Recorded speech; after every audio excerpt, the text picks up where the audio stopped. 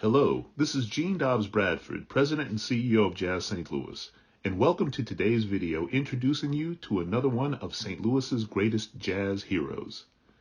This week, we're going to be talking about the one and only, the iconic Miles Davis, objectively the most important jazz musician to come out of St. Louis. His career spanned 5 decades, during which he was continually at the forefront of jazz, leading the way through cutting-edge styles, from bebop to cool jazz to fusion. Miles Dewey Davis III was born on May 26, 1926, in Alton, Illinois, before his family resettled in East St. Louis, where his dad practiced dentistry. Miles became obsessed with music at a young age. He studied trumpet with his band director, Elwood Buchanan, and the St. Louis Symphony Orchestra principal trumpet, Joseph Gusted. All the while, he sought out advice wherever he could, including from St. Louis native Clark Terry. Davis made a name for himself at a young age, playing around town and becoming a regular member of the well-known band led by Eddie Randall. Miles even got a chance to sit in with Billy Eckstine's band, where he met Charlie Parker and Dizzy Gillespie. This meeting sparked a desire in Miles to leave St. Louis for New York and the opportunity to play with his musical heroes. In 1944, Miles moved to New York to attend Juilliard. He attended the school briefly before following his true passion and pursuing his playing career full-time. Davis performed with Coleman Hawkins and Eddie Lockjaw Davis before fulfilling his dream of replacing Dizzy Gillespie in Charlie Parker's band.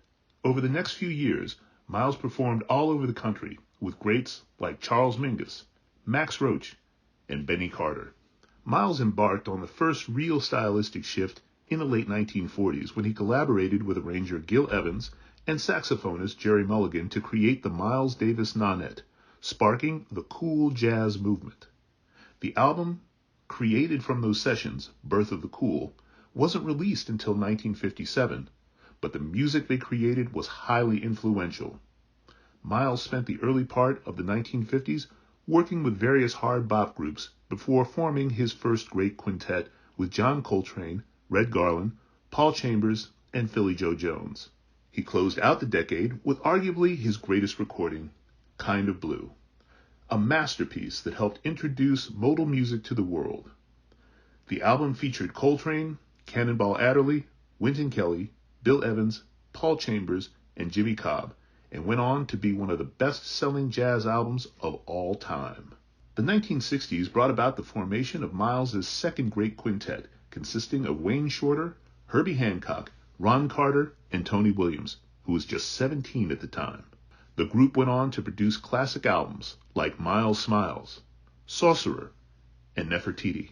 As the 1960s were closing, Miles became more interested in the R&B and funk music scene, especially the music of James Brown, Sly and the Family Stone, and Jimi Hendrix. This led him to delve into his electric period, where he collaborated with artists like John McLaughlin, Joe Zawinul, Chick Corea, and Jack D. Jeanette, producing the seminal records In a Silent Way and Bitches Brew. The latter album became a crossover hit, topping out at number 35 on the Billboard charts and leading to engagements opening for rock musicians like Steve Miller and Neil Young. Miles continued venturing into funk and R&B music in the early 70s before taking a hiatus with music in 1975, partially due to health concerns and drug and alcohol abuse. He returned to music in 1980, finishing his last decade in music by helping introduce another generation of jazz musicians like Marcus Miller and John Scofield to the world. Health concerns plagued Miles in the 1980s, and he never regained his previous form. He passed away on September 28, 1991, at the age of 65 from the effects of a stroke, pneumonia, and respiratory failure. He was buried in New York City with one of his trumpets. To learn more about Miles, you can check out his autobiography or The Great Miles and Me by Quincy Troupe. You can also visit the Miles Davis House, the house Miles grew up in, which is now a museum. For more information, visit houseofmilesstl.org. For a select playlist of Miles' music spanning his entire career, check out the playlist in the description of this video. Thank you very much for listening.